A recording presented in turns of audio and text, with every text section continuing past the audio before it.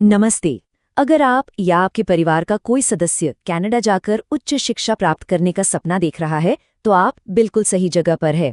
IM online limited की तरफ से तैयार किए गए इस खास कैनेडियन एकेडमिक और वीज़ा रोड मैप एक्सप्लेनर में आपका स्वागत है। आज हम सिर्फ हवा में बातें नहीं करेंगे, बल्कि एक स्टूडेंट से लेकर कैनेडियन परमानेंट रेजिडेंट बनने तक का पूरा स्टेप बाय स्टेप रास्ता डिकोड करने वाले हैं। तो चलिए बिना किसी देरी के शुरू करते हैं। आगे बढ़ने से पहले जल्दी से नजर डालते हैं कि आज हम क्या क्या कवर करने वाले हैं। नंबर 1, एकेडमिक रिक्वायरमेंट्स और ऑप्शंस। नंबर 2, खर्चों का पूरा हिसाब किताब। नंबर 3, स्टूडेंट लाइफ और वहां काम करने के नियम। नंबर 4, सबसे जरूरी वीजा प्रोसेस। और अंत में नंबर 5, पढ़ाई के बाद करियर के शानदार अवसर। बिल्कुल एक क्लियर और सॉलिड रोड मैप। तो आइए हमारे पहले और सबसे बुनियादी कदम से शुरुआत करते हैं, एकेडमिक रिक्वायरमेंट्स और ऑप्शंस। आखिर आपकी इस यात्रा की नींव कैसी होनी चाहिए? चलिए सबसे पहले इन आंकड़ों को समझते हैं। कनाडा के एजुकेशन सिस्टम में एडमिशन के नियम एकदम स्पष्ट हैं। अगर आपका टारगेट डिप्लोमा या एडवांस्ड डिप्लोमा है, तो आपकी 12वीं में कम से कम 55% मार्क्स और आईएलटीएस में हर बैंड में 6.0 का स्कोर होना जरूरी है। थोड़ा और ऊपर जाएं, यानी बैचलर डिग्री के लिए, तो बेंचमार्क थोड़ा बढ़ जाता है। यहाँ आपको 12वीं या अपने पिछले डिप्लोमा में 60% मार्क्स और आईएलटीएस में 6.5 स्कोर चाहिए होगा। और अगर आप मास्टर्स प्रोग्राम देख रहे हैं, तब तो आपको ग्रेजुएशन में 70% मार्क्स के साथ थोड़ा अनुभव और आईएलटीएस में ओवरऑल 7 या कम से कम 6.5 स्कोर चाहिए ही चाहिए। सीधा सा फंडा है, डिग्री जितनी बड़ी, शर्तें उतनी ही सख्त। अब बात करते हैं उस चीज की जिसे लेकर अक्सर बहुत टेंशन होती है, स्टडी गैप। अरे मेरी पढ़ाई छूट गई थी, अब क्या होगा? फिक्र मत कीजिए, कनाडाई सिस्टम काफी फ्लेक्सिबल है। अगर आपने 12वीं की है तो 2 साल तक का गैप आराम से चल जाएगा। और अगर आपके पास बैचलर डिग्री है तो 5 से 6 साल तक का गैप भी स्वीकार किया जा सकता है। बस शर्त इतनी सी है कि आपके पास इस गैप को सही साबित करने के लिए वैलिड डॉक्यूमेंट्स होने चाहिए। और हाँ, एक बहुत ही अच्छी खबर ये है कि ज्यादातर मामलों में 10 बैकलॉग्स तक भी एक्सेप्ट कर लिए जाते हैं। है ना कमाल की बात? एडमिशन की बुनियादी बातों पर आएं तो कनाडा में मुख्य रूप से 3 इनटेक्स होते हैं, जनवरी, मई और सितंबर।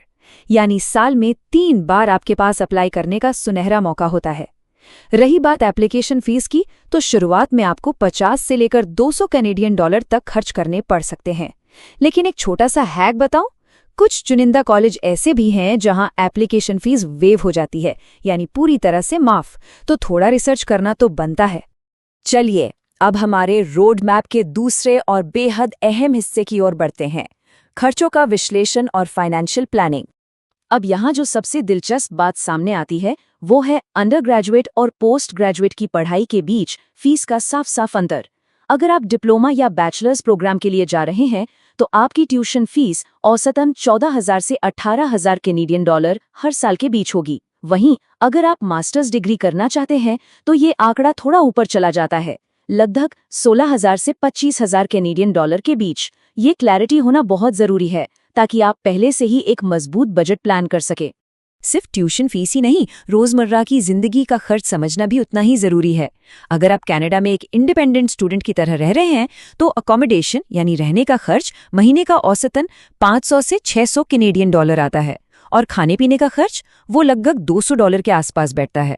ये आंकड़े आपको हवा में तीर चलाने से बचाएंगे और एक बहुत ही रियलिस्टिक बजट बनाने में मदद करेंगे, ताकि वहां जाकर आपको पैसों की कोई टेंशन ना हो। अब आते हैं तीसरे पड़ाव पर, स्टूडेंट लाइफ और काम की असलियत। जब आप एक बार कनाडा पहुंच जाते हैं, तो आपकी रोज की जिंदगी कैसी होती है? कनाडा के कॉलेजों का शेड्यूल ना बहुत ही शानदार तरीके से डिजाइन किया गया है। पूरे साल में आपको लगभग 8 महीने पढ़ाई करनी होती है और बाकी के 4 महीने लंबी छुट्टियां मिलती हैं। और पढ़ाई भी ऐसी नहीं कि आप दिन भर क्लास में बैठे हैं। क्लासेस आमतौर पर मंडे टू फ्राइडे होती हैं, वो भी दिन में सिर्फ 4 से 5 घंटे के लिए।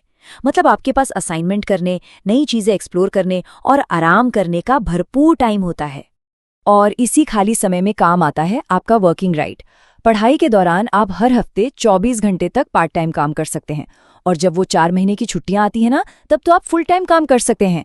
अगर कमाई की बात करें, तो आप औसतन 15 से 20 कैनेडियन डॉलर्स प्रति घंटा आसानी से कमा सकते हैं। ये जो इतनी छुट्टियां और काम करने की आज़ादी मिलती है, इससे स्टूडेंट्स अपना खुद का खर्च बहुत ही आराम से उठा लेते हैं।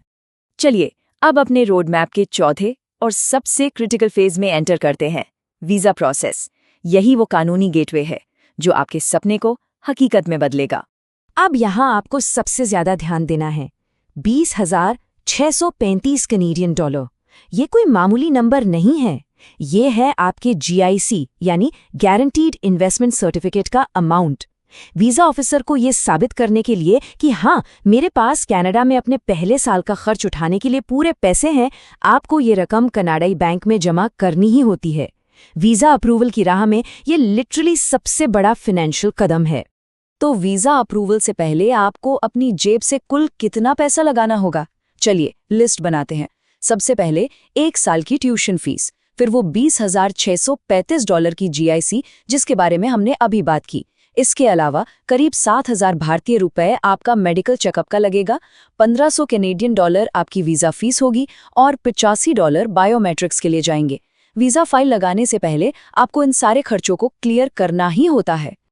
अब आप सोच रहे होंगे कि इस पूरे प्रोसेस में टाइम कितना लगेगा।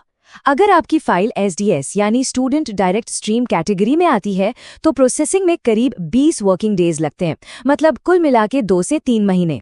लेकिन अगर आपकी फाइल नॉन SDS कैटेगरी में है तो इसमें 30 वर्किंग डेज और कुल 3 से 4 महीने तक का वक्त लग सकता है। इसलिए अपनी टाइमलाइन को इसी हिसाब से प्लान करना समझदारी है। एक और बहुत ही स्पेसिफिक और ज़रूरी नियम है, खासकर उन लोगों के लिए जो अपनी फैमिली या जीवन साथी को साथ ले जाना चाहते हैं। डिपेंडेंट वीज़ा के लिए आप तभी अप्लाई कर सकते हैं जब स्टूडेंट किसी मास्टर्स या PhD कोर्स में एडमिशन ले रहा हो। अगर आप डिप्लोमा या बैचलर्स डिग्री के लिए जा रहे हैं तो फिलहाल ये ऑप्शन आपके लिए नहीं है। ये जानना बहुत ज़रूरी है ताकि बाद में कोई गलतफहमी ना हो। और अब हम आ पहुंचे हैं अपने रोड मैप के 5वें और आखिरी पड़ाव पर, पढ़ाई के बाद करियर के अवसर, आपकी असली मंजिल। आइए देखते हैं कि आपकी मेहनत आगे चलकर कैसे रंग लाती है। आप पढ़ाई में जो शुरुआत में इन्वेस्ट करते हैं ना, वो सीधे तौर पर आपको कैनेडियन वर्क एक्सपीरियंस देता है। इसे कहते हैं पोस्ट ग्रेजुएट वर्क परमिट यानी PGWP। अगर आपने 2 साल का डिप्लोमा किया है तो आपको 2 से 3 साल तक का वर्क परमिट मिल सकता है। बैचलर डिग्री की है तो पूरे 3 साल का परमिट, और मास्टर्स वालों को भी 3 साल का वर्क परमिट मिलता है। कनाडा के जॉब मार्केट में अपनी धाक जमाने का ये एक परफेक्ट मौका है। और इस पूरी जर्नी का अल्टीमेट गोल क्या होता है? जी हाँ, परमानेंट रेजिडेंसी यानी PR। जैसे ही आप अपनी पढ़ाई से जुड़े फील्ड में सिर्फ 1 साल का फुल टाइम वर्क एक्सपीरियंस हासिल कर लेते हैं, आप कनेडियन PR के लिए अप्लाई करने के एलिजिबल हो जाते हैं। वर्क परमिट से लेकर एक परमानेंट लाइफ सेटल करने तक का ये बहुत ही सीधा और आजमाया हुआ रास्ता है। तो इस पूरे रोड मैप को समझने और सारे फैक्ट्स जानने के बाद अब बस एक ही सवाल बाकी रह जाता है, क्या आप कनाडाई परमानेंट रेजिडेंसी की तरफ अपना पहला कदम बढ़ाने के लिए तैयार हैं? सही प्लानिंग और सही गाइडेंस हो तो ये लक्ष्य हासिल करना बिल्कुल भी मुश्किल नहीं है। और इस शानदार सफर की शुरुआत करने के लिए IM ऑनलाइन LTD से बेहतर एक्सपर्ट गाइडेंस आपको और कहीं नहीं मिलेगी। अगर आपके दिमाग में कोई भी सवाल है या आप अपना एप्लीकेशन प्रोसेस तुरंत शुरू करना चाहते हैं तो अभी +44 7822 033420 पर कॉल करें, या फिर आप अपनी क्वेरीज info@imonlineltd.com पर ईमेल भी कर सकते हैं। हमारे साथ इस एक्सप्लेनर में जुड़ने के लिए बहुत बहुत धन्यवाद। कनाडा में आपका एक बहुत ही उज्जवल भविष्य इंतजार कर रहा है। All the best.